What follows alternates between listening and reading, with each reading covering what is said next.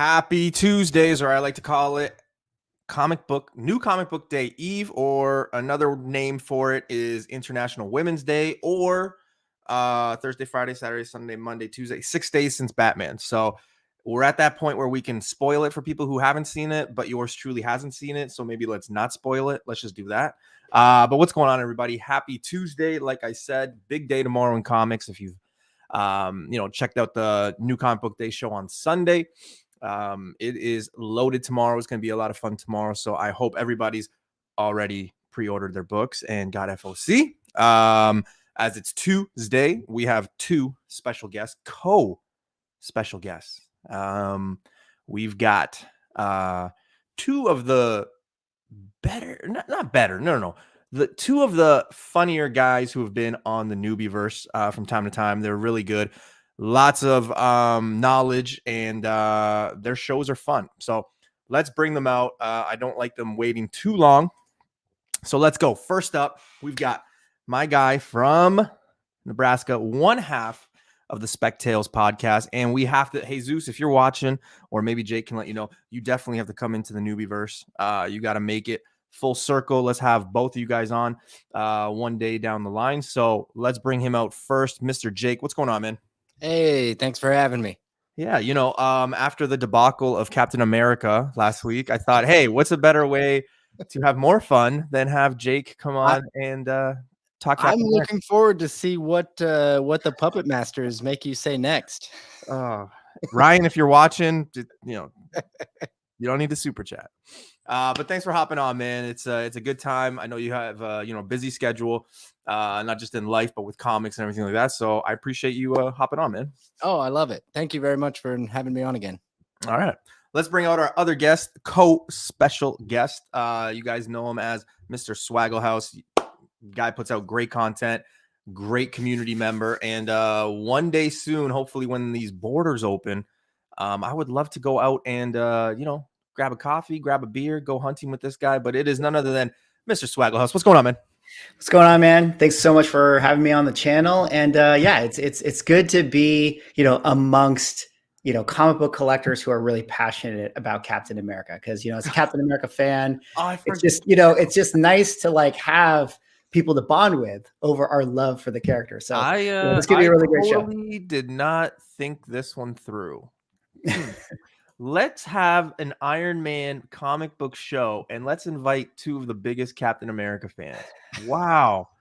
Well, that's our show, everybody. See you. No, just kidding. Hey, you know what? We can coexist, okay? We can coexist. If Evander Holyfield and Mike Tyson can be friends years later, even with 75% of his ear missing, I think we can get along. I very much agree. Right? It's easy for us to get along because Captain America won the fight. So, oh my God, I can see how you could be bitter about it on your side, though. Listen, here's what we can. I didn't see Captain America rush to get the gauntlet on and kind of do his snappy snap. So I'm just saying, it's it is what it is. Yeah. Well, we can all agree that the day when those two characters come back to the MCU is going to be a very, very exciting one. And hopefully they're still able to move around. I don't want them to be on the bench or puppet, just like this. So yeah, but I think the VFX work is going to be incredible. I mean, they've got Luke Skywalker, teaching Yoda stuff now. I feel like Chris Evans is going to be an actor for quite some time. Throwing a sword when he's like 90, just yeah. And then just like some young kid like Iron Lad or something's like, hey, and he's like, yeah, I could see it. I could totally see it. But yeah, guys, it's gonna be a fun show. So I always love doing this show simply because I love doing all my shows, but I really like doing this one because sometimes our guests, even some people in the chat, sometimes in the rewind comments, messages down the road, I always get people being like, this book didn't come out in this month. And it's like, you wait for that to marinate, and then people are like, oh wait, it did. Oh my God, I can't believe it. So like sometimes it's fun to see and just kind of go back to how our thought process was when these books came out, whether they're New Comic Book Day books or just simply silver, bronze, copper, whatever that just caught heat because of spec, rumors, movie, show, whatever the case may be. But it's always fun, I think, to always go back. You always appreciate it a little bit more. And who knows, you could maybe look at yourself in the mirror and be like, wow, I was really wanting that book and I was pissed off I didn't get it. A month later, I can get that book now because it's nothing, but I don't want that book because it's not hyped, right? So it's kind of one of those two. So, I have had people message me, be like, Noob, the show, I like it, but like, just like I said, right? A lot of people are like, man, what was I thinking like 3-4 weeks ago? Why did I want that? Right. So, it's the FOMO show. Oh, yeah. You find out which books were real FOMO and which ones were. It's a time to heal. For all of us, spiritually and most importantly, financially.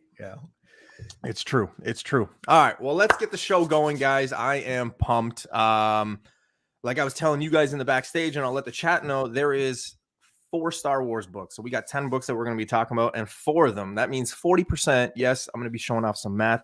40% of the show is going to be Star Wars. Now, I hope it's 4. I know there's more than 3, so we'll see. But anyway, let's get the show going. I'm excited. I also want to keep count. So if you guys picked any of these up or you guys fell victim to the FOMO, definitely want to hear. So let's get her going. Dun, dun, dun, dun. All right. Jomo. Let's say hello to the chat real quickly before we get it all going. Mr. Wesley, one half of the Future Spec Show. What's going on, man? Dan Delatorre, the Ancient One. I'm not sure if you guys are familiar with the Tony Sanders show, but Mr. Dan Delatorre is going to be defending his heavyweight championship. Those shows are always fun. They take on the WWE personas and they put books against each other. It's a really good time. So Bleeker Street, what's going on, sir? Mr. Nowhere Bound, what's going on, Dan, Bleeker, Wesley? It's a newbie time. Let's see. Michael, no medal. Why bother? Hey, come on, man. The participation ribbon. Manny, what's going on? Mr. Swaggle's in there as well. I won't spoil the new Batman movie, but I will say that I'm hoping the DCU builds off this movie. It's a good one. Well, don't ruin it. Don't ruin it, please. Jake, welcome back. Nice to be back. Thank you. Miguel, what's going on, sir? Swag and Jake equal great guest. Fire emoji, 3 stars emoji. He means business. Facts. Don't care about feeling. What's going on, North 49? I think that was more for when we were talking about like the Captain America stuff. So, let's see. That's why you have to say Jomo. So if you guys missed it, Comic Kingpins last night said instead of FOMO, call it Jomo. The joy of missing out. So that was a little nice take. I can't believe it took this long to actually get to that point, right? But big shout out to them. Mr. Steve Bradley's in the house. What is going on, sir? Uncanny Swag, RP, AOA, Deathstroke 36, 2018. Paid 25 too much for a 9.8 like a chum. Deathstroke 36. I don't know which one you're talking about. I'll have to Google it. All He's right. still upset about it. That's 4 years ago. Jeez. You know what book I'm upset about? What are you upset about? Virus. Venom 24, Venom 25, Venom man. 26. That's what I'm pissed off about. You know how many first appearances of Virus I have? A lot. It's not a first appearance. You can't even give them away. I've tried giving them away, and people have like returned it to me. They're like, no, you can keep it. I'm like, seriously? So, Well, Virus is one that I can fortunately say I had Jomo for. oh God, yeah. I mean, luckily the first appearance is a freebie, but still. I actually did one of the craziest things that you could do to comics, and I took, because I have 18 copies of it. I took them out of the bag and board. I was like, you know what? These are really good bags and boards. I'm gonna put them on comics that like I really like, but I felt so bad. It's like when you see somebody and you just don't want to. Like I passed those comics and I'm like, oh God, no, I just I feel bad, but it's gonna be really funny if like in 10 years those Virus books are like worth a ton of money and you're like, no, I took them out of the bags and boards. Please don't say that. Please don't say that. I beg you, don't say that, because that's the fear with any book that I ever sell or give away for free. I don't know if it's people liking buying from me, but like I have given away, like just the week before a book gets hot, I was giving away. So like Punisher 218, I gave away like 5 of them as like a freebie to people buying books. a week later, Pressable Defects does their, spec. Butcher puts in that book, it spikes, everybody's on it. This. The book is like, $40-$50. It's the hottest book. And I'm like, man, I just gave away 5 of them for free. Like so it's a good Samaritan. Just putting it out there. Yeah, just try to do what I can.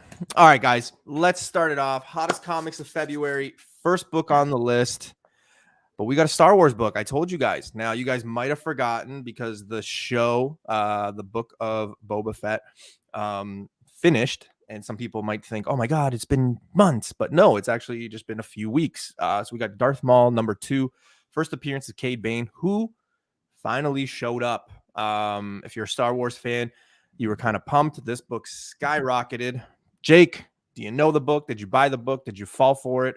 What are your thoughts? I know the book. I did not buy the book because by the time I was looking at it, it was already pretty expensive. I am not generally a Star Wars buyer to begin with. I like Star Wars. Careful, man. I watch the shows. Fan.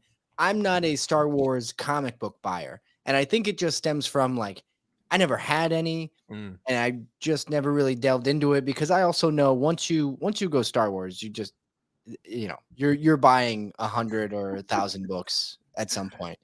So I've already got different habits that I have to feed already. So that one I just didn't, although the cover you have there, that's the, that's not the main cover. That's the variant, right? No, I think that's the main cover. I'm 100% sure, only because I actually purchased this book, and that was the one that I was told was cover A. I think cover B is the one with like his face, and it looks more like cartoony, I guess you could say. Not to like say it looks terrible, because it is a good cover. It's just more of like an in close look on the face. This cover is already badass. I've seen this one, and I remember seeing it for almost like 150. Like the week the episode came out, my LCS had it up on the wall for like $150, something like that.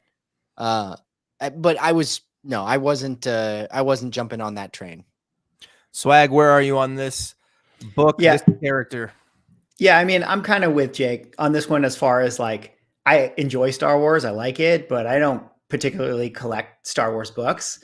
And as far as like my knowledge of this one, like I only knew of it because, people like yourself or other people on Instagram are talking about this book and posting it. And, from time to time, I might like keep my eye out for it if I saw it in a back bin, underpriced or whatever. But it was something that's like, it wasn't really on my radar. And then when it came out, the character on the show, I definitely enjoyed the portrayal. I thought it was pretty cool, albeit short-lived. But to me, it's like this. If I already missed out on this book beforehand with no interest in collecting Star Wars books, like I certainly wasn't going to buy it, at the prices it was going for after we got the reveal on, Boba Fett. So to me, this is just one of those ones that, I was going to let other people either JOMO or FOMO on this one. What's funny is when that happened, so the same time that this show was going on, I think Peacemaker was going on. And I remember people who, diehard Star Wars people. I mean, they're diehard. And it's amazing to me that we have 3 people here who I respect Star Wars, but I've never really gotten into the Star Wars comics. But it's funny because people were like, dude, look what they did with Peacemaker. I mean, he died in the movie, spoiler, and he's got his own show now. And I'm like, you honestly think that they killed Cade Bane and now they're going to give him a show? Like, what? Like, it was just one of those things. I'm like, who is like fans of this guy? Like, it's not an A-list person that you think about when you think about Star Wars, right? So it's just one of those, just people trying to, make anything up, right? Like, yeah. I mean, I don't know. It depends. Like it feels like Star Wars is starting to take a little bit of a page out of the MCU as far as setting things up to build to something bigger.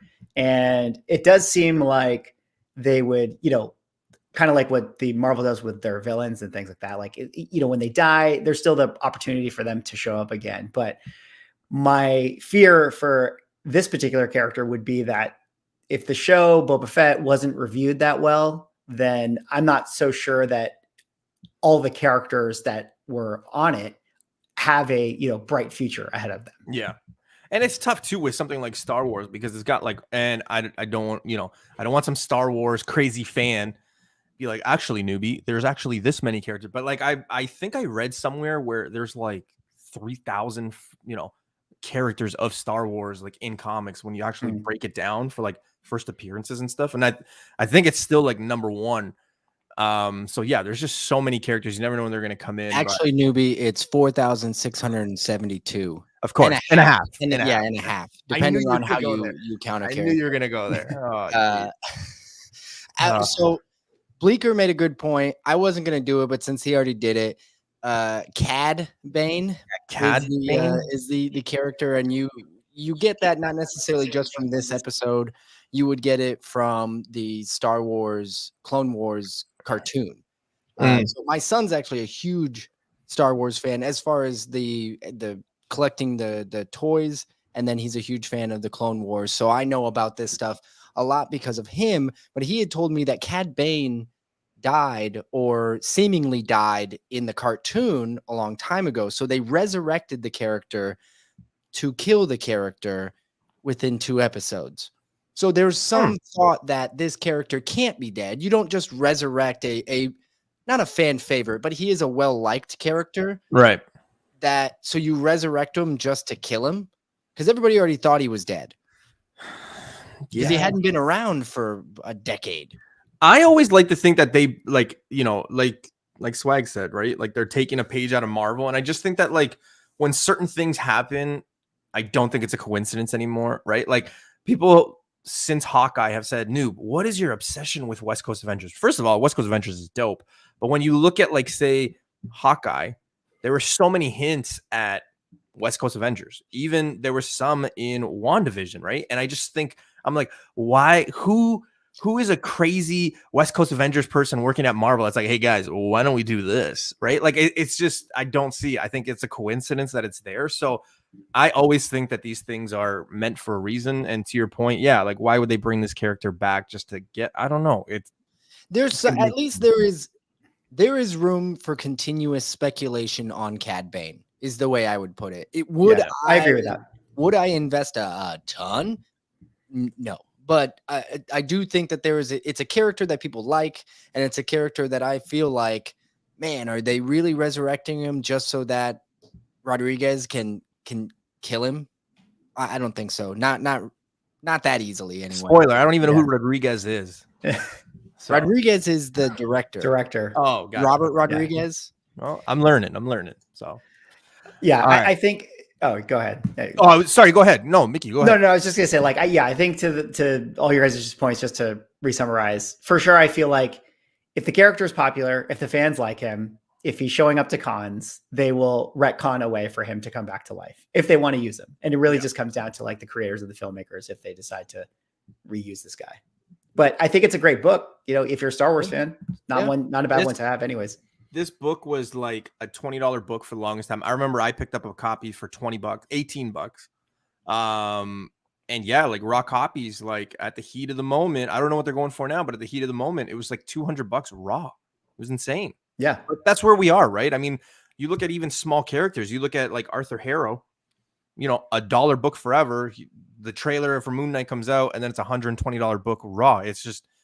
It's where we are with prices and where we are with comics, right? Like it could be the littlest character or a mediocre character or a big, well, obviously the big ones go, but like even the smaller characters now, they're just jumping. So you never know.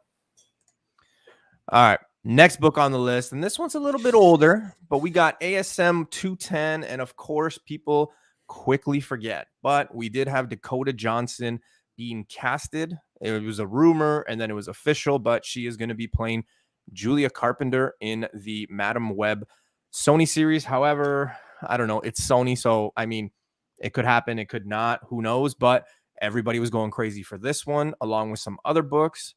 Julia Carpenter, Jake, are you a fan? This book is just crazy. I think I saw it raw now for like 200, 250 Canadian. So it is gotten up there. So I don't own the book, and it was interesting because probably, I don't know, I want to say last spring of 2020, I was checking into this book because of Madam Web as a character. Right. I enjoyed Madam Web as she was represented in the original cartoon series. So I liked that, which brought me back to this book. And I remember I think you could find a really high 9, maybe even 9/8 for pretty cheap, actually. I think you could get it for like I remember seeing it somewhere in the ballpark of like $150. Wow. I don't know exactly, but I think it was in that ballpark. And I remember saying like, man, if Madam Web ever actually happened, that'd be a good book to have.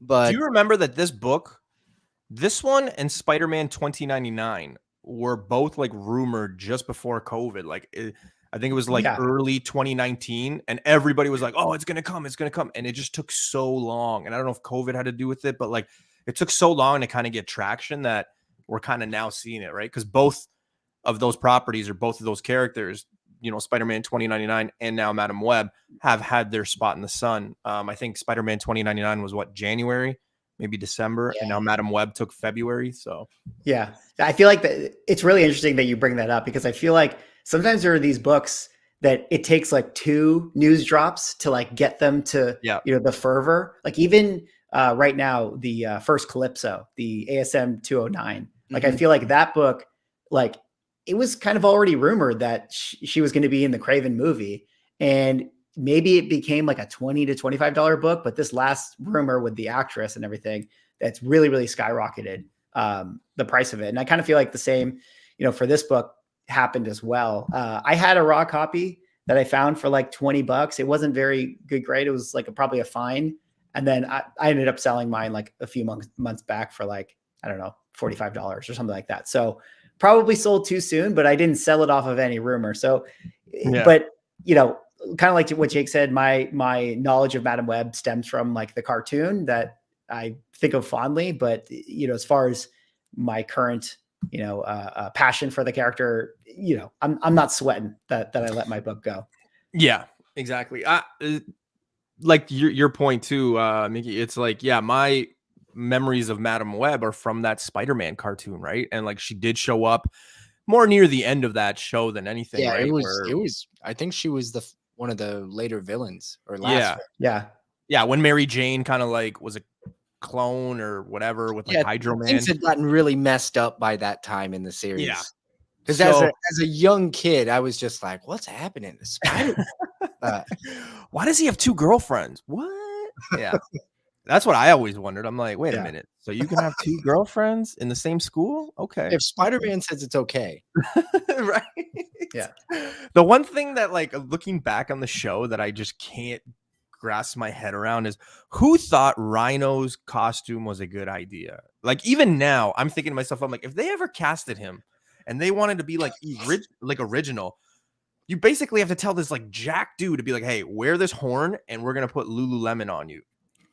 And yeah, like, I think I don't know what that says about you. Like if I was if I saw this guy on the street like robbing banks, I'd be like, what the hell is going on here? It was a different time. It was a different time back then.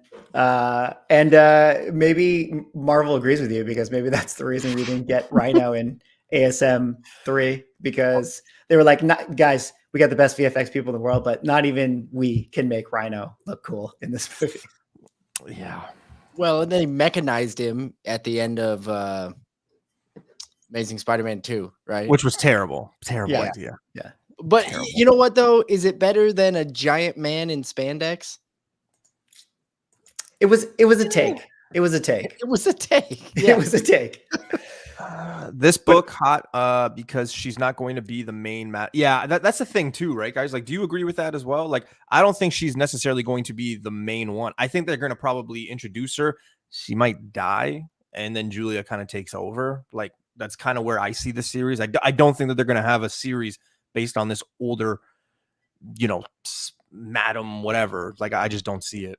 Yeah. I mean, or they could just DH her if they just say, hey, our Madam Web's just going to be young, and they don't really care about. That's true too. You know, they made it like kind of so. Yeah, even like Agatha Harkness, it's not like she is like a old comic book woman. But I don't know. I mean, I think it's still a cool book. It's always going to be like a nice little key, especially for a Spider-Man fan. And from what I know, I mean, it's interesting that they're going this route. Like, I think that this could definitely lead to larger scale plot things for Spider-Man, which could be cool. And essentially, I mean, it is early Spider-Man. I mean, I know it's issue 210, but I mean, we're getting up there, right? With Spider-Man that, never know. Yeah. But all right, let's go on to the next book. And speaking of, and with we got a book came super hot, Spider-Man 637. Jake, this is a newer book. Not sure if you are into the newer stuff, especially when it comes to Spider-Man, but this one skyrocketed 9/8, man. $1,300 Canadian for a 9/8. So I was actually collecting at this time when this book originally came out. And the funny thing was, I was never a Spider-Man reader. So spoiler alert, I didn't have this book. Still don't have this book. When I was collecting around that time, I didn't buy it. I didn't buy it, and I didn't buy anything in that Amazing Spider-Man run until it got to 700, right? And then the closer it got to the end, I was like, all right, I'm going to start collecting Spider-Man again because those ending books, maybe they'll be worth something when they finished that series. And then they started another one, and then they came back, of course. But this particular book, I never felt the FOMO back then. I do a little bit now. I mean, with regards to how much the prices are, anything that shoots up that high makes you go, man, I could have bought that in the store. But I mean, if that was the case, then I really should have bought like 10 Miles Morales books. It's true. Rhino's husk is a weird science skin of some sort. Yeah. Brock Lesnar would be. Oh my god!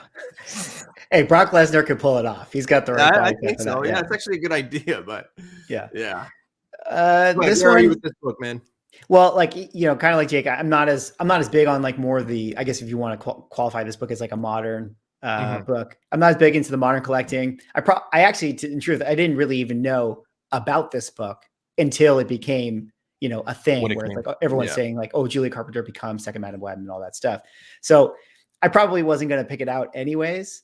But it is interesting if in fact we get the Julia Carpenter version of Madam Web, and that's the one that we get in the films. It is really interesting to do this. Like, do we want ASM Annual 16 or do we want, First Spectrum, Young Avengers 1, or do we want, the old original ASM 210, or do we want this one ASM 637? And I don't know, it feels like these books kind of move in tandem. So really it's about which one do you kind of prefer.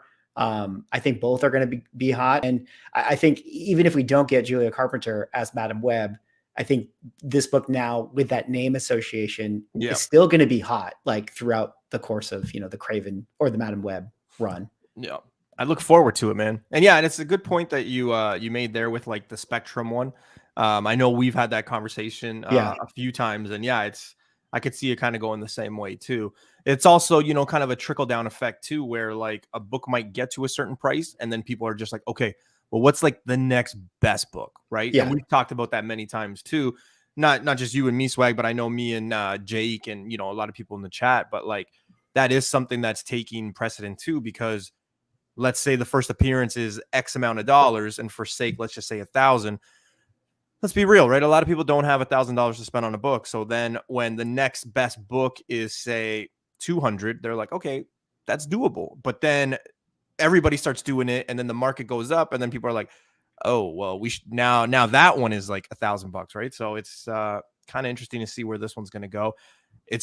It has lowered. This one has lowered since then, but like anything, right? Any book is going to go down. But the one thing that I always look for is when a book gets hot, what price does it actually get to, drop, and then I always start thinking about that second like surgeons up.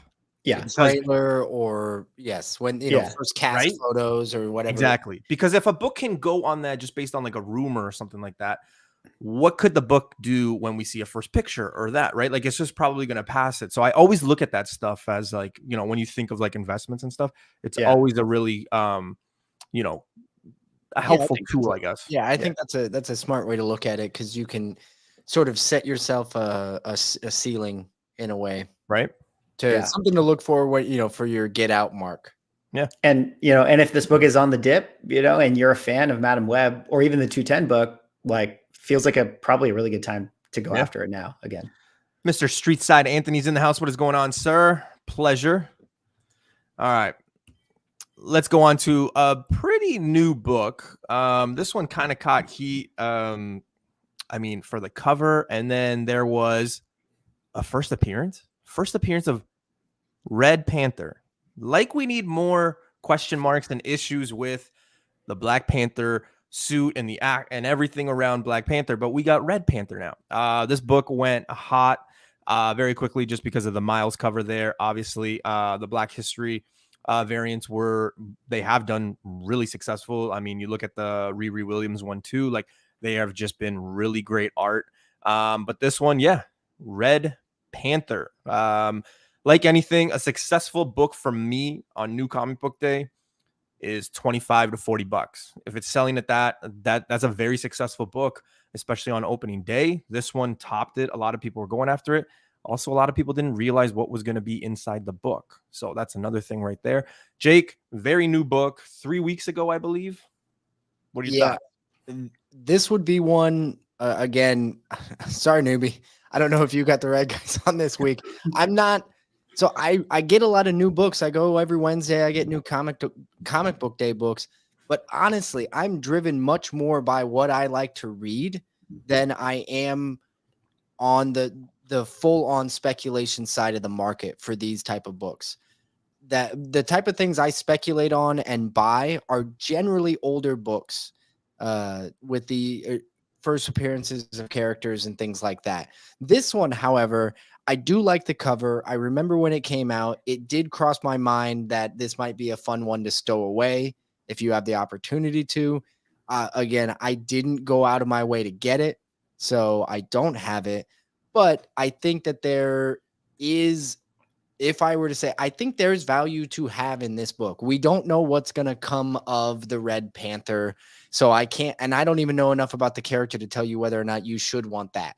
But I will say that cover, if you're looking for a variant, which variants get very popular now these days. Yep. And they do hold value, sustain value over time. Now, this may not become a $1,000 book, but I think this one will hold on to a little bit of value, or I believe it will. So it may still be worth picking up if it drops a little. If you see it dip, maybe come back for it.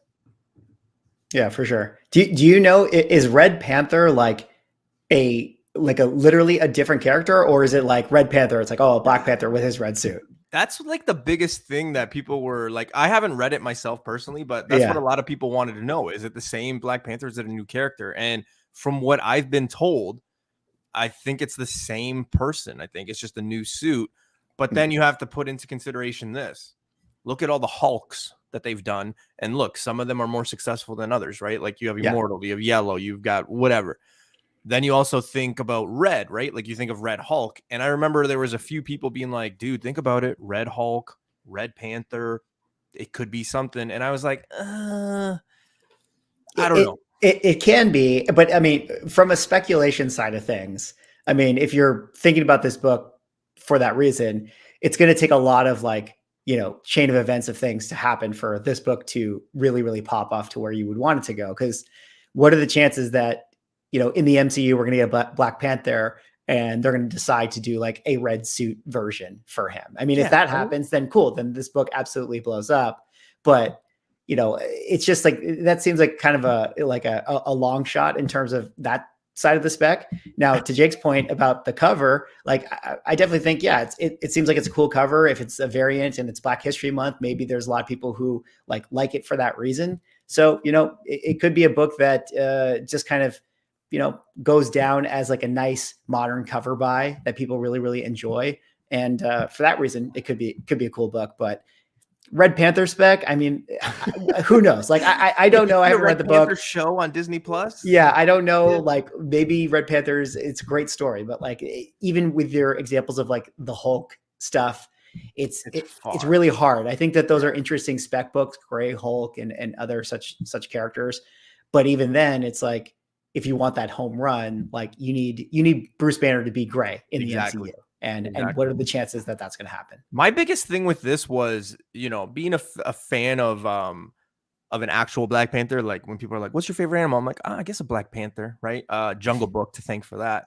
But like I just thought of like a stealth predator, like a red one. It's like you could see that thing from like a mile away, right? Like that's just one of the first things I thought about. I'm like, that is like the worst color they could have chosen, but hey, it is what it is. Well, the cityscape is green and red, so maybe in this world, the Red Panther it's fits right in. Well, what was sorry, I've been looking down. I'm trying to locate. I can't remember what the name of it was, but Thor had Chris is here. Thor had, remember there were rumors about him with his new suit or new outfit.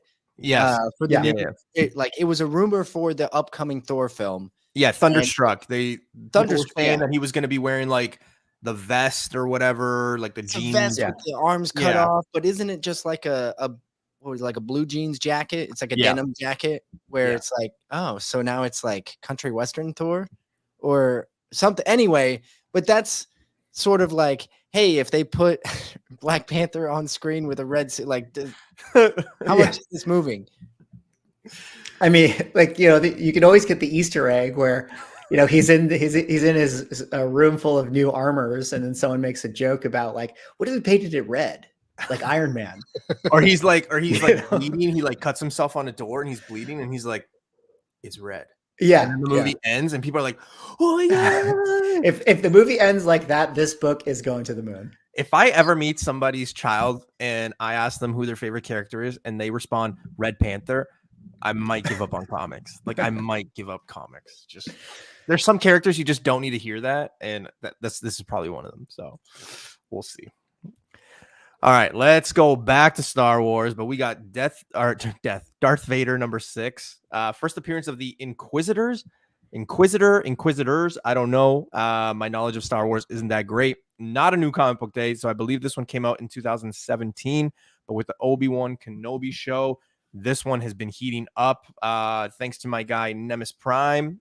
He was talking about this book for a very long time. He's got a few copies, but he was telling me, because we kind of chat back and forth about like market stuff and everything like that.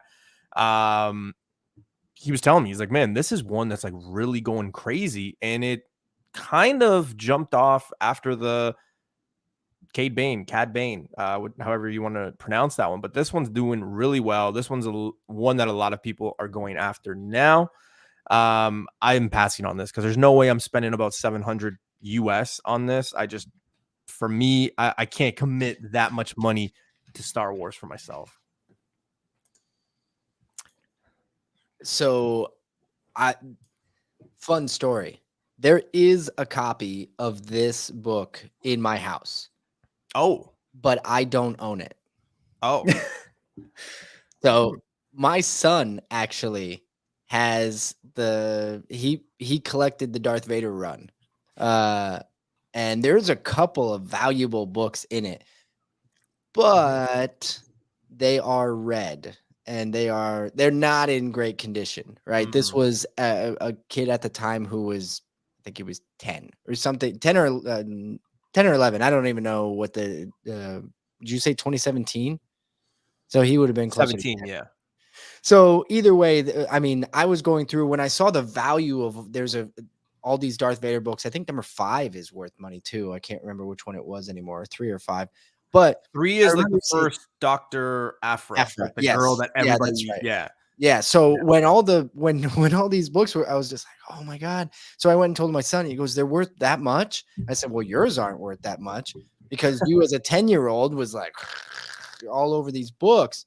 But anyway, so the book is in my house. I suppose it would still be worth some money, but it's not mine. It's his.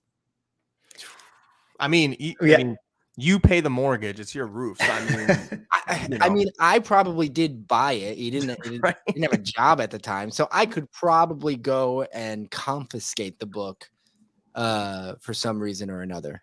But has it been bagged and boarded, or has it been treated? They're all bagged and boarded now. We bagged and boarded the Darth Vader run after the Dr. Aphra explosion where I was like, I think he has those books. This was months ago, but I was like, I think he had. So I went up there. I was like, damn it, he does. But again, not in great condition. Actually, I think the number one, actually, the cover is off on the first one because he read the hell out of it. Yeah.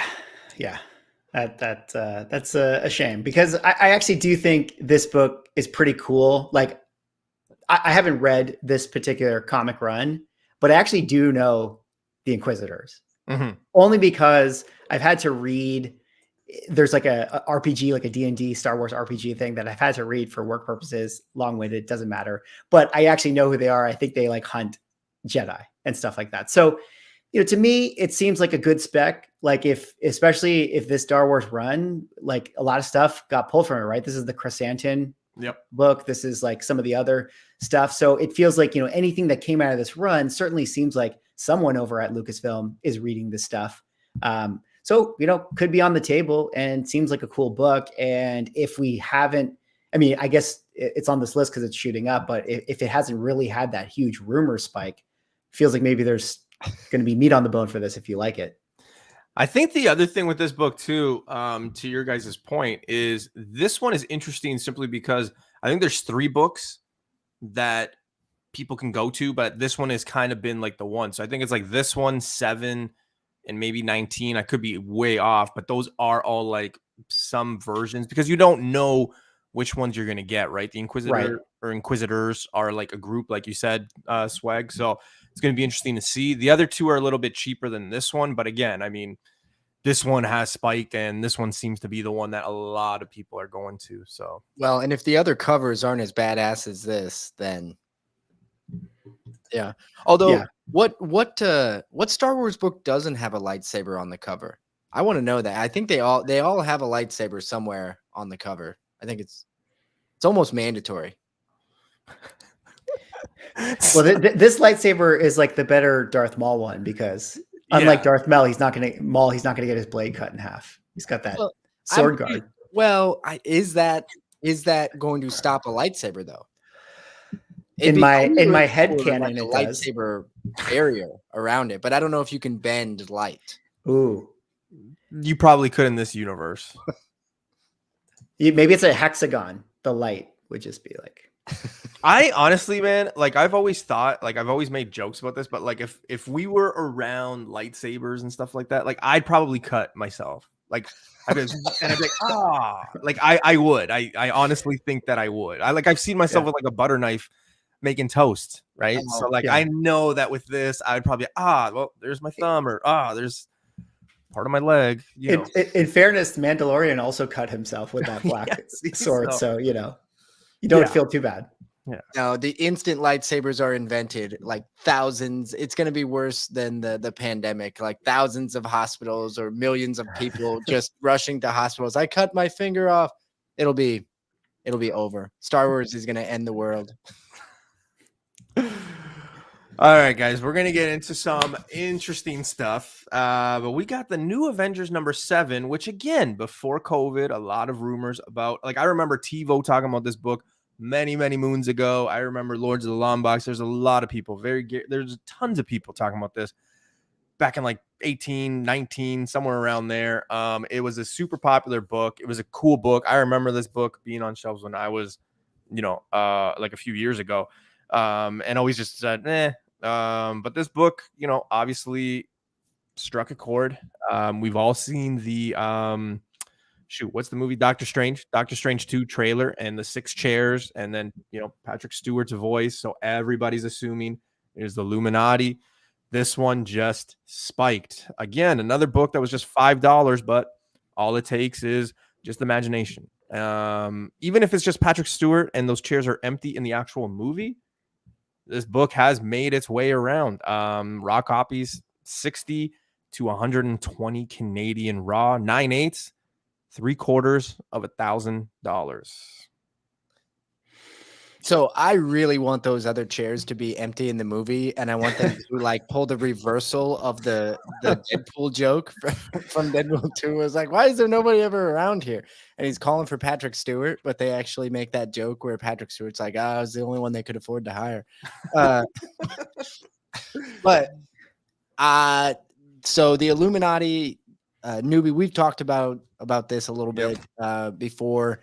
This is a book that, to be completely honest, it was on like my eBay watch list, and I was always looking. I was always like just trying to find that right copy, because I kept telling myself I had more time, and I ran out. So, and I think that it could be fun for a little while, but we may not see it again after this movie. So I think if you were gonna buy it and sell it, like, you're doing that right now. You're not doing that when the movie comes out, because I think after that we'll probably get a singular. This is a one-time shot. I don't necessarily feel like the Illuminati are going to continue through the MCU. I think we'll meet them here and then move on. Right. Yeah, just the presence of them, I think, right? Like they might reference them and like, you know, the presence will be around. But yeah, I totally agree with you. Also, don't forget too, I think there's a 1 in 10 or a 1 in 25 for this that has like Sentry on it. It's really hot, really obviously harder to get, but that one is I think over like 1,200 Canadian and 9.8. But this one is one. Swag, any chance you have a few copies of this, or maybe even one? Yeah, I mean, I actually had multiple copies of this one because I was like some of the other ones you mentioned in the lead up to the trailer drop. I had talked about this book like so many times on videos. In fact, I actually had a 9.6 that I gave away for my 10K giveaway. But that's okay. That's okay. Yeah, it's okay. It's okay. I gave it away because, look, not to pat myself on the back, but like, to me, I had talked about the book so much on the channel, and I just knew that if we got to this point, which we are right now, I was going to sell this thing and I would have felt really bad. So I was like, let me just give it to someone who's watching. So that was my, like, you know, I can give it out and whatever. I was in the book. I was in the book for like whatever, $50. So it wasn't a big deal. Anyways, I think this is a cool book. This definitely seems like one that after the movie will have a correction for sure. So if you're someone who like wants to jump back on it, you should definitely just wait and get it after the film. But the one thing I will say, you know, if I want to give some hopium to the people out there who bought the top with this book, you know, one of the times that I did talk about this is like, remember when the World War Hulk 1 book blew up? Mm-hmm. Like everyone was talking World War Hulk and all this stuff. I had like talked about that book and I made a video. And in that week I was saying, you know, hey, World War Hulk is cool and all that, but don't buy it now. The one book that is really interesting in the wake of this news is that the Illuminati is the team that sent Hulk to space in that storyline. So, you know, a little bit of hopium. Maybe this is going to be a one and done for the Illuminati team, or maybe if the World War Hulk rumors are true, this could all lead to that in some kind of way as well eventually. So there's like other little seeds that have maybe been planted for this team to have a slightly longer run, but more than likely it's going to be one and done, but you never know. When I think of this book, I think of like so many emotions, like anxiety, anger, like just excitement, because I'm like, what are they doing? And I think that that's a good thing. I really like the fact that, like, even though there's so much going on with shows, movies, spec, you know, just anything comic related and superhero related, you still feel that way. Like, you don't know what's going to happen. Right. And I kind of like that. And the what if game, I've always loved. I do it with sports at the end of sports seasons where I'm like, oh man, maybe Aaron Rodgers will go here, or maybe, and he ends up staying in Green Bay. But you know, you do that with characters after movies and stuff where you're like, oh, maybe they could show up here, maybe they could do that. And to your point, right? Like, yeah, with Planet Hulk, like that makes sense. And then you're thinking like, maybe it's one and done. And then you're like, well, wait a minute, maybe Black Bolt, wait, you know, Reed Richards. And there's just so many possibilities that's like one of the fun conversations that you can have. And it's up there. I just think that if you're holding on to this book, I think it's for a good reason. I hope you got it at cover and it literally cost you nothing to grade it, because I do think that if you could get $750 for it, I would have taken that. I would have cashed out. I would have cashed out at $600, to be honest with you. So I don't know. Yeah. I think this is not a buy now book. This is a you already bought it book. Yeah. And you're selling it right now because we've got the trailer, and I don't think we're gonna get any more about the Illuminati before the movie. I think we're it. You've reached the peak. You're either selling or you're yeah. Hey guys, just wanted to drop by and say hi. What's going on, Mr. Ozzy? Yeah, this one's up there. You know what another book is that's really up there and it's interesting? Tom Cruise Iron Man #1. First appearance of Tom Cruise Iron Man. Everybody laughed a very long time ago, but yeah, this book, I mean, I'm going to be very frank with everybody. I don't know how this became a $40 to $80 book. I have the run of Superior Iron Man. I don't get it. I don't understand it. I don't think it's Tom Cruise. I love the fact that we do have those videos now. After this, I used to not bash, but I always used to be like, man, I don't know how these people do these videos of like, a trailer will come out like right now at 10:26, a trailer will come out. And then like 30 minutes later, it's like 716 3/4 Easter eggs you missed in that like 20-second trailer. And I'm like, huh? And that's what happened here, right? Everybody went crazy thinking this is going to be, Superior Iron Man. There was those close-ups. It doesn't necessarily look like it's him. So I think this book will drop. Even if this character does show up in this, I think it's like very minimal, like maybe 2 to 20 seconds. And then it's like game over. But this is definitely a sell for me. Like I'm glad I've sold mine. This is a perfect example of like the last book. People were offering $60 to $80, and I was saying, yeah, here you go. Like, don't even care. Because I just, it's not my Iron Man. It's not. So, yeah. Retirement. Sell it now. Yeah. I mean, I've got some thoughts on this. So one, if you think that trailer we got for Doctor Strange 2 was 100% honest all the way through, you're lying to yourself. Disney, Marvel, they screw with us in every trailer.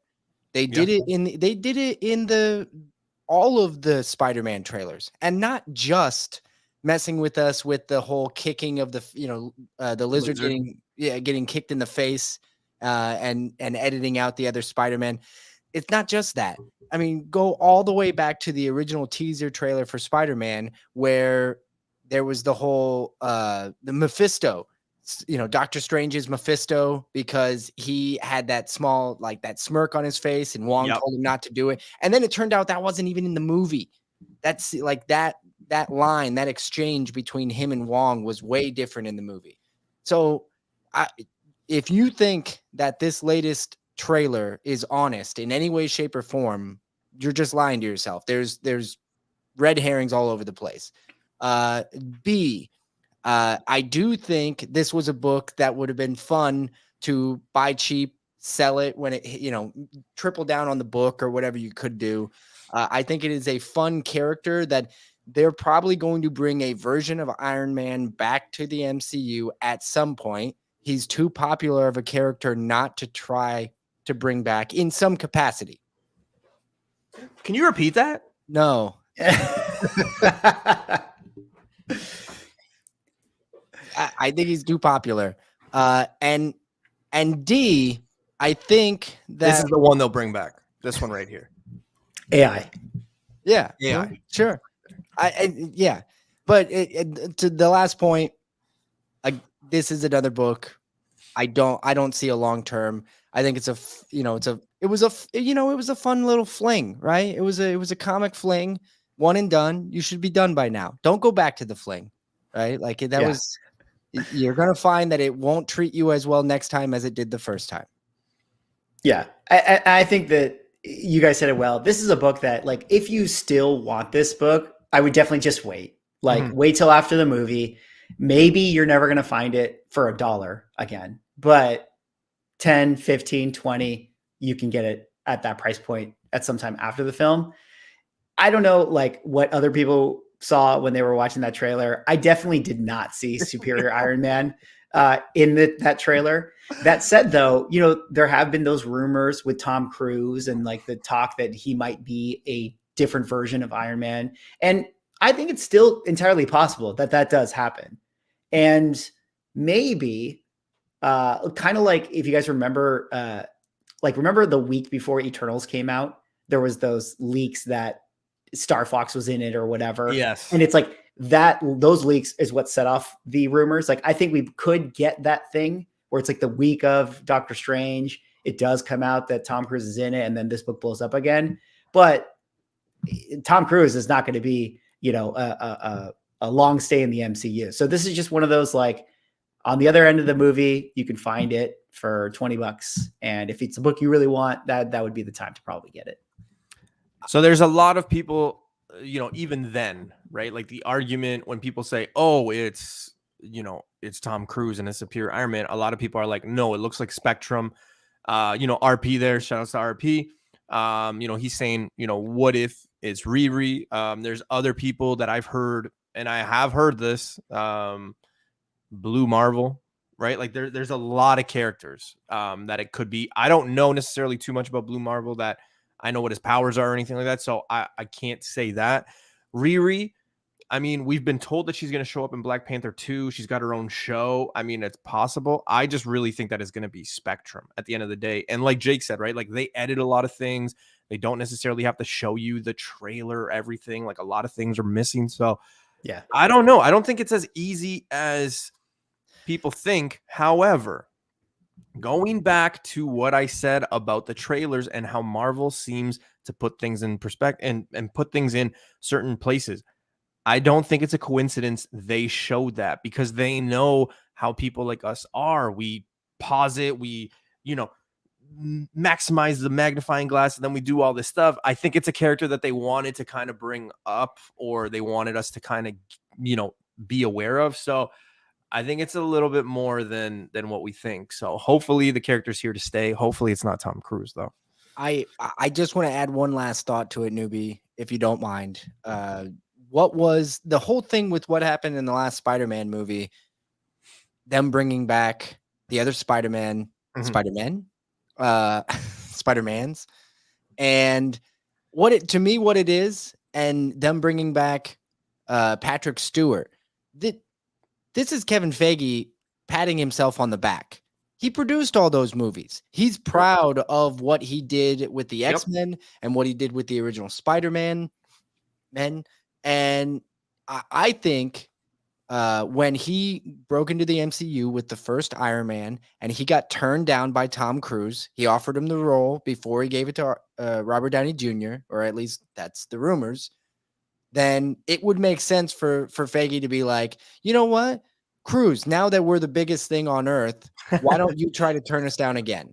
Why don't you do a cameo? Like, I could totally see Feige wanting to stroke his own ego and get Tom Cruise to do a cameo. That would not be beyond what's possible. Yeah, totally. And in the spirit of the plot of what's happening in the movie, I really do think Kevin Feige is trying to canonize like the omniverse of Marvel, right? Like any property that has ever existed in the history of every Marvel thing ever, technically speaking, belongs in the multiverse. And one of which is, you know, when Tom Cruise actually said yes to Iron Man. I think it's actually Newbie in the movie, and he's being coy that Marvel is about to send us down the Newbie verse, the big plot twist, the big twist of Doctor Strange 2. You heard it here first, folks. AOA with a super chat. Dr. Doom's Iron Man better than Tony's Iron Man. Man, I don't agree, but thank you for the super chat, brother. Facts don't lie. Much appreciated. AOA is always in the chats, always putting some funny stuff out there and some good knowledge. So appreciate you hanging out. I had a thought. I was going to say something about this, but I can't remember what it was. It'll come back to me. Oh, what Jake said. With the whole Feige and that, I do think that it's just going to be a farewell thing. I think it's just going to be them like kind of closing everything. So like, don't be surprised if he's there. But like, people go crazy thinking like, oh my God, Tom Cruise is in the movie. It's like, he doesn't necessarily have to be there for 20 minutes of the movie. He could literally just be there for like 10 seconds. And that's what some people don't realize about this. I've said it early on with some of like the script leaks that, you know, I found, I can't remember where, and people were talking about it, and I had posted it, and it was just a good conversation thing where people were like, are you kidding? Like, there's no way they would have this guy in the movie and that guy in the movie. Doctor Strange has too many. And it's like, but they don't have to be there the whole movie or even 5 minutes of the movie. They could literally just be there. Yeah, exactly. They could just literally be like in Deadpool, where you remember when the X-Men were there and they just closed the door. That's it. It could literally just be that. Well, the other thing that I don't think it would be this, but you know, the last Thor movie had Matt Damon in it, like just playing Loki on the stage when they did that. It was hilarious. I could see them doing that. Something just silly background, you know, humor. Yeah. Newbie over Tom Cruise. I mean, I think I'm taller than him. So, I mean, that's something. I don't know. Think about it this way too, guys. Tom Cruise was dating I don't know, Haley Atwell, I think is her name. The lady that plays Captain Carter. So maybe she gave her some hints. Maybe they got him. Who knows? But that is something that somebody mentioned to me. And they're like, think about it, noob. She's got a big future. She's coming in. She's got her own comic now. Like, she is a character that might be in the future. She could have maybe whispered some things to Tom, and then they got Tom to do. So it is possible. She's in the upcoming Mission Impossible movie too. Wait, yeah. Do you think that they're going to tie Mission Impossible into the MCU? I could see like Tom Cruise falling from an airplane, and then I could totally see it. All right, let's get back to one thing that we love. More Star Wars? Star Wars, yes. More. That's never happened or been said on my channel ever. Nobody's ever been like, more Star Wars? Hey, at least you spaced them out this week, though. Instead of doing all the Aquaman books. Yes. Ryan's like, man, you didn't even like spread them out. And I'm like, Ryan, we're live. Oh, it's like, but we got Star Wars High Republic #7. So you got cover A right there with the girl and the 2 lightsabers, and then I believe it's a 1 in 10 on the other one. Some of these have been found in shops still, which amazes me because these books are going for $30 to $50 Canadian. Again, first appearance of Darth Krail, I think that's how you pronounce it, and first appearance of Orla Jareen. No idea who these characters are. Absolutely zero. No knowledge, no Wikipedia, nothing. I've never taken time to know it, but 2 books that have become super hot. And again, still in a lot of people's shelves. So maybe it's worth a look to go back and take a look. I know Ozzy found like 5 or 6 copies of #7 like 2 weeks ago when it became hot. So they are out there. Jake, I got to ask you, Star Wars again. What are your thoughts? So at least I knew the previous 2 books. I don't know these 2 books, and I don't know them. I will say, if it's got Star Wars on it and it's coming to Star Wars television sometime in the future at some point, they're going to be worth money. That much I will say. I don't have a problem with investing in Star Wars. There's nothing wrong with that. I think you can make plenty of money doing it. If you're asking me specifically if I'm buying them or have bought them, the answer is no. Until now, I didn't even know that these were hot books. So they could be on the shelves at your stores. They could be, because I didn't buy them and nobody else shops at these places. Funny enough, I actually don't have these ones, but I did buy this run, the first few issues, the Star Wars High Republic run. And I still have them. But you know, there's been talk of like the High Republic era being like developed into the next trilogy, or, you know, the next TV show or whatever. So, you know, a lot of people are pointing to like, okay, well, whatever canon is coming out of this particular run is probably going to lay the foundation for whatever we get in those properties. But like, that might be true. But again, like, we are so far away from whatever that manifests to be. That's what I would tell people. Cause it's like High Republic, for those who don't know, is like 400 years before the prequel movies. So it's like, what we're seeing now with Boba Fett and Mandalorian and stuff, like, those guys are not alive during this era. So what we're building to is, we're already past that. This is the past. So like, I'm not really sure that these are the books that are going to pop off in the next like Mandalorian season or whatever the case may be. So High Republic. Yeah. Anyways, the one comment, sorry, Swag, to your point there. Yeah, a lot of people, I shouldn't say a lot of people, but most people who aren't familiar with, Star Wars don't realize that the High Republic is, so far before, but it's also, and this is coming from a big Star Wars fan, it is also like the most boring time in Star Wars as well, right? And this is from their mouths, not mine. This is not my opinion because I don't know anything, but they had said, and even when the first book came out, a few people were a little hesitant because they're like, man, it's like the most boring point in Star Wars. So like, how are they going to really make this, kind of come together? But 15 issues, it's over. They're getting something, but who knows? It's definitely dense, and like, you can view it as that for sure, because this is the time when like all the Jedi and like the light side is basically in control, right? So there's no Sith and whatnot. So you could view that as boring. As far as this particular book, I happen to know Darth Crail. I don't know too much of the story, but I think that there's a different cover that has him on it. Yes, there is. Yeah. And it feels like, it feels like maybe that would be the book you would want to get, or maybe it was even a second print that featured him on the cover. A second print, or if it was like a 1 in 25. I don't know. Oh, I don't know, but I have seen the book that you're talking about, and it is a really cool book. That one I haven't necessarily found in the wild or still on shelves. Yeah. That might be the one, that you may want to spec on if you're in this for the long term. But other than that, to your point, like I feel like I've seen these books in my LCS still. So there's a lot of them, man. They still have High Republic Adventures #1 at some shops. I've picked them up. I've scooped them up. I also think that's a good one too. And also the rumors of them, I think confirmed for like the show and stuff. So we'll see.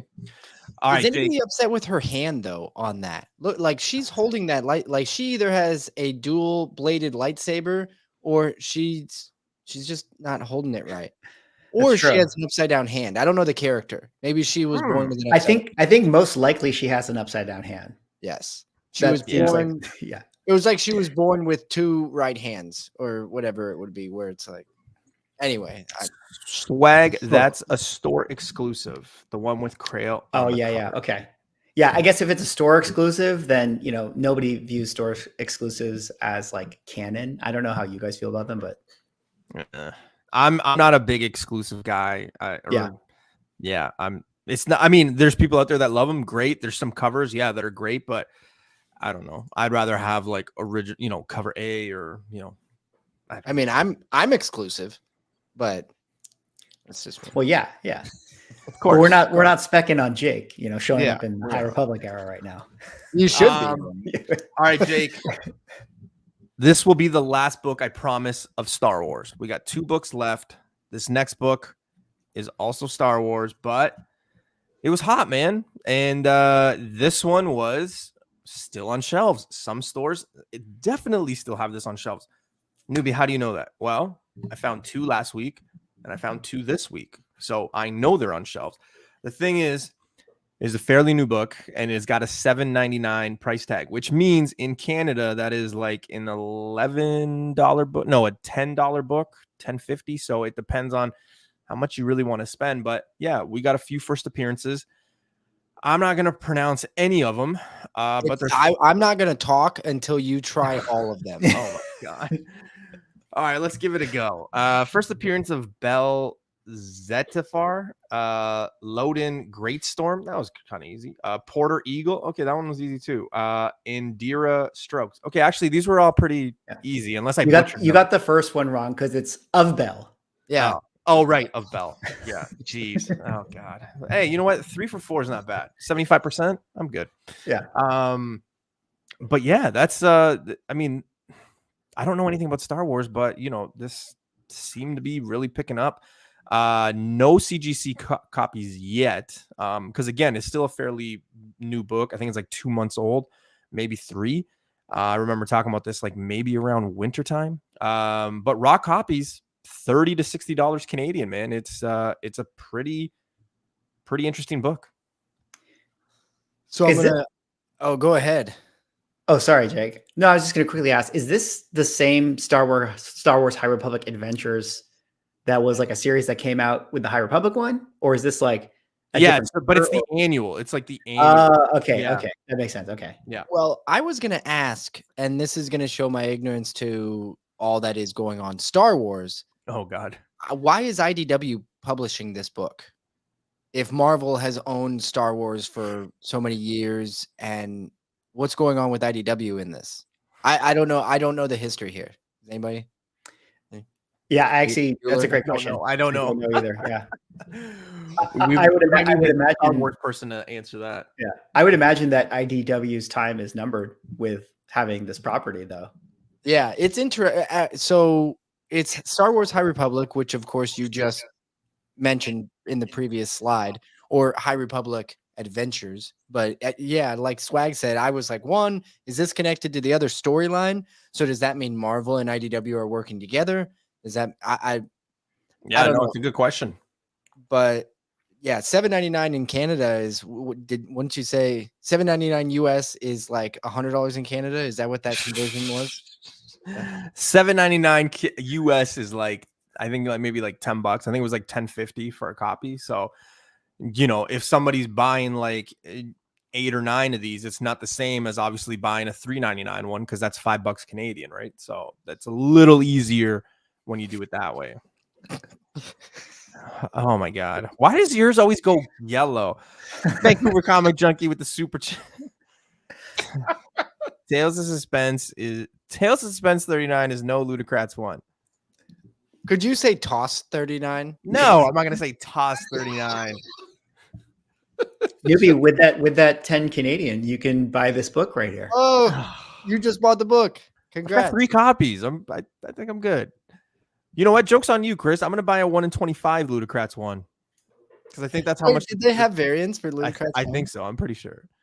You I'll need to never buy forget, man. You know what? The story behind that is so interesting, but basically it comes down to somebody was there at the shop and somebody was like, dude, psst. And I was like, yeah. And they're like, I'm picking this up. And I remember looking at them, and he had like a stack, and I was like, oh, you're going that deep, right? And we've all been there, right? We've all been at a store where there's maybe like this one dude that's literally just taking all of them, and he leaves you a few, and he's like, that's a good one.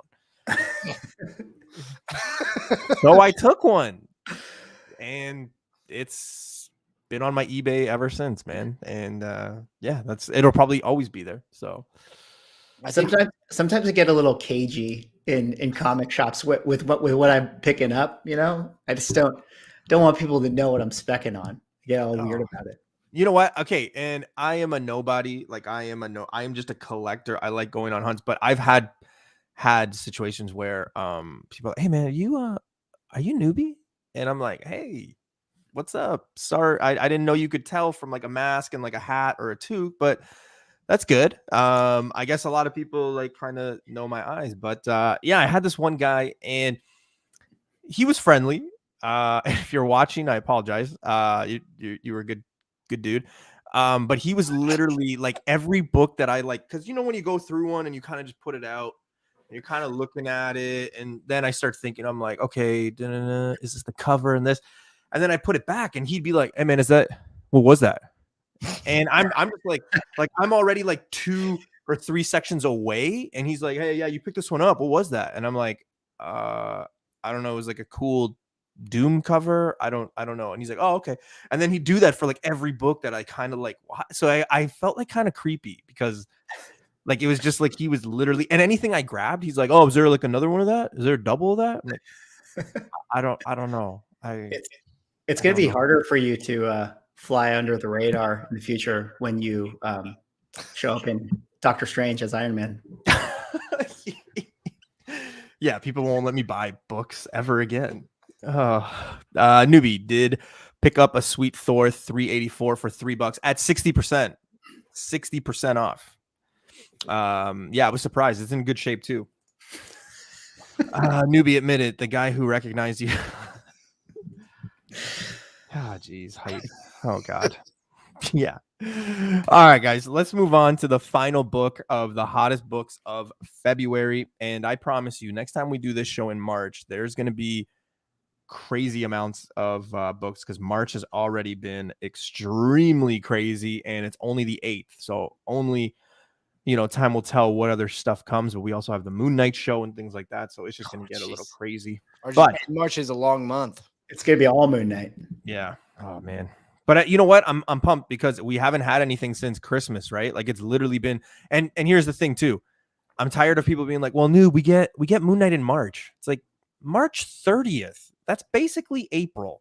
Like it's been 3 months. So, but let's get into it. And we had to finish this. I knowing that you guys are two big Captain America fans, I feel like there's no bigger way to end this show than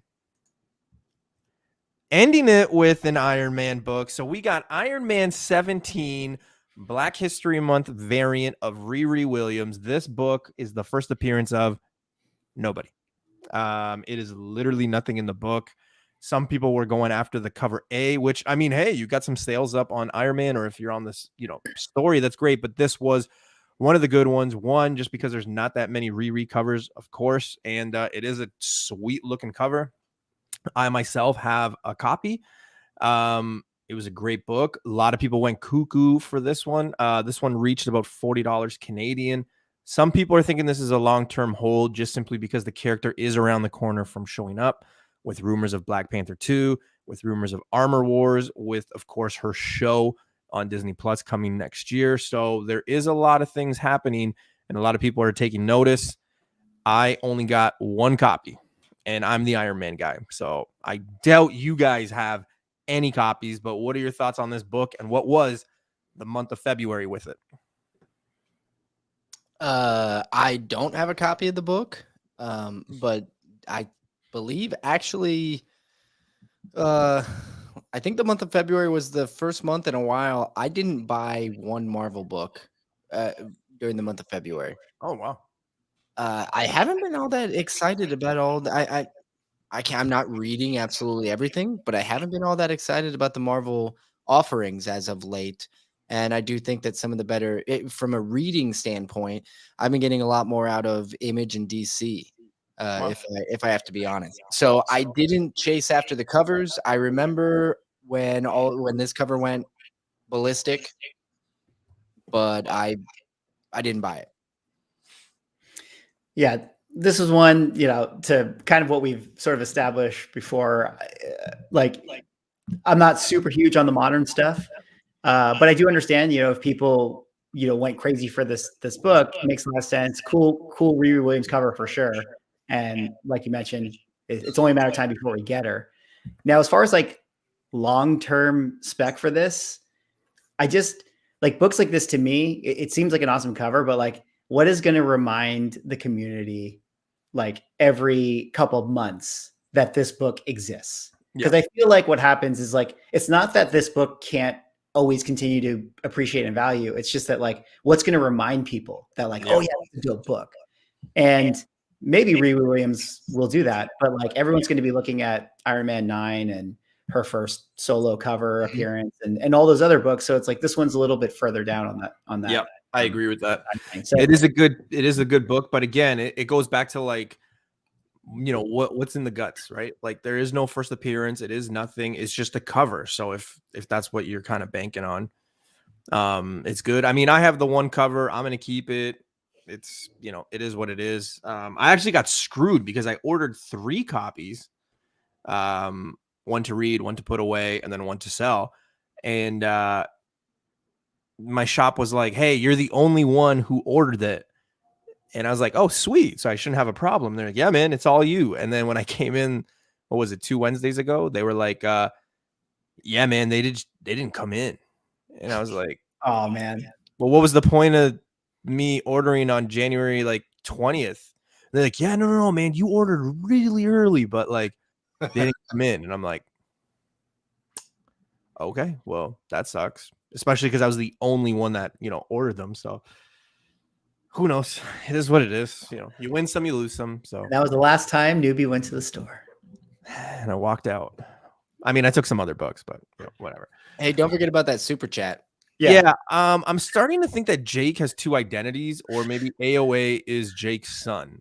But AOA is just a cool guy. I don't know who he is. Not met you. Yeah. DM me. We'll chat. I think we've got some things in common. He's got a great profile pic. Knows his stuff.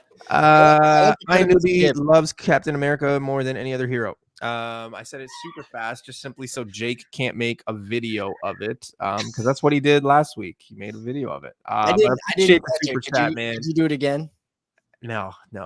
Listen, I don't have anything bad to say about Captain America. I think he's a little dorky. I think he's got a cool best friend, like most dorky people have. You know, it's always the cool best friend. I mean, he's got Bucky Barnes. He's the cool one. Steve's always trying to be Bucky. And, you know, that's it. Tony, on the other hand, Tony was self-made. He is got no idols because he is his idol. He looks in the mirror and he's like, that's right. I'm Iron Man, right? So just saying. I hope one day we can all agree. You know what I mean? Captain America fans and Iron Man fans, we can sit at a table and have a beer together and, you know, it not be weird. It's like, hey, you know, I don't like your character, you don't like mine, but we're here. So, yeah. We gotta end this civil war. We should hash it out in a bar where we'll do a poll, and everybody who comes in, we're gonna say Iron Man or Captain America, and then at the end of the night, whoever has bigger numbers wins. Right? Like, you know what? That just gave me a video idea. Like, I feel like I'm just gonna go up to strangers and be like, Captain America or Iron Man, and they're gonna be like, and then they're just gonna run away because they're gonna be like, why are you pointing a gun at me, sir? Janice, like Iron Man. Read it. Oh man. But guys, that was the hottest comics of February. Obviously not all of them, but most of them, some of them that kind of, you know, got our heads going, kind of, you know, FOMO, JOMO, whatever you want to call it. People went crazy for them, paying crazy numbers for them, hoarding them, everything. I have a saying, you know, the jelly pick. There's been a lot of those books on this list that a lot of people took a jelly pick. And what a jelly pick is when those people have like 50 copies of it and then they post it. And then I'm back here being like, man, I can't get one. And then I get jealous. And that's what happens. So those are jelly picks, but there's always next month. It's March. It's early. So we'll see what happens. Of course, with Moon Knight coming, you know, maybe characters related to the Moon Knight stuff, maybe more horror stuff, you know, maybe that pops off near the next month. So maybe we see some of those books. Jake, let the people know where they can find you, sir, because it says Jake/Spec Tales Podcast. And this is a YouTube show. So maybe some people don't know. So maybe let them know. Yeah, of course. Thank you very much. If you want, you can find me personally on Instagram at Omega_Red, and Red spelled READ, like you read a comic book. But what I do, I don't have YouTube. I'm a co-host on a podcast called Spec Tales, and Spec Tales is a comic book podcast where we essentially ask collectors and comic book creators what their grail tale is. What is a story about a grail that they hold dear to their hearts? And we do our best to every week tell a new story by a new collector or a new creator. Last week we had Mark Waid on, and it was kind of a really big fun deal for me. I had a blast talking to the guy. He gave us a lot of really cool information, and he even actually exposed a secret. He told us something he probably, I don't know if he should have, but he let us know that Irredeemable, his series back from 2009, is going to be getting optioned. So he told us, we do a speculation segment at the end of every episode where we ask anybody who's a guest, we ask them to speculate. So even if it was Mark Waid, we decided to ask him to speculate as well, and he came to play. So he gave us some good stuff there, and that was a lot of fun. So, but yeah, you can find us on anywhere you find podcasts. And your Instagram, of course. So Spec Tales Podcast. Their information, Jake's information, and Swags is down below too. They got a link to their YouTube channels and their Instagram as well. Thank you. Go show some love to the Instagram, because that's where, you know, most people post a lot more than, say, you know, their YouTube and stuff like that. And Swag, of course, let the people know where they could find you, sir. Yeah, newbie, thanks again so much for having me on the channel. A lot of fun, like always. And Jake, great to share the screen with you once again. And definitely, if you guys don't know Jake, I got to talk him up as well. I think that the show that you guys do on the podcast truly is the best comic book podcast out there. So definitely go check out that show. And they've come a long way. Now they're getting guests like Mark Waid and SwaggleHaus. Like before, they only had like newbie on there. So Chris laid the foundation. At first, it was Chris and then newbie. Really stepped it up recently. So you want to get on that train while it's running full. All right, so Mark Waid is. Oh, that was awesome. But with that said, I'm SwaggleHaus. I have a YouTube channel, SwaggleHaus Comics and Games. I tend to make some videos, a couple a week, talking about the comic book collecting hobby, some specs, some I guess maybe investment advice type of videos. And I'm also on Instagram, SwaggleHaus. SwaggleHaus Comics. I didn't say Vancouver Comic Junkie. That was actually a great guest earlier in the show. I think that's the first 2-time guest. Yeah, he actually first 2-time guest, Chris, and both times he knocked it out of the park. But I gotta say, the second one, which was we did it just before Mark Waid, I still laugh my ass off at some of the stuff that Chris said on our show. I don't even know. Fists like chickens. I don't even just some of the quotes were just ridiculous. Oh my gosh. Sorry, Swag. You're that's all I got. You can find me on YouTube and Instagram. Oh, and then I will plug one more thing. Speaking of grails, I have a video coming out tomorrow with a friend of the channel, Hyper Combo Comics. Oh, nice. Give some tips on like approaching how you might want to purchase said grail, because he just got his Hulk 181. So we have like a little video that it kind of discusses that. So he grabbed a pretty big grail, and a grail that he's been talking about since I've known him for almost 3 years now. So I was happy to see him grab that. And yeah, I mean, that's going to be an interesting show. I'm going to be, catching that one for sure, as I catch most of your stuff. But yeah, Swag, Jake, thank you guys so much. If you guys are thinking, noob, no, we're going to miss you Sunday so far. Guess what? It's okay. I got you guys covered. Maybe Wednesday, maybe Thursday, depends. But I got a $450 antique shop find that I went on a little journey, and I found some books. So go take a look at that. Also, go look at the other videos, of course. Make sure you guys go sub everyone in the chat. Help each other. Let the community grow. As always, I want to thank the guests, thank the chat. We had about 68, 70 people at our peak. So that's awesome that you guys took time to hang out with us. Hope everyone had a good time on, the Newbieverse. We will be back on Sunday, 9:35 p.m. Eastern time. And of course, have fun tomorrow, New Comic Book Day. So with that said, guys, any last words? Hey, thanks again for having us on. That was a lot of fun. Absolutely. Thank you, guys. All right, guys, that's the show. Later.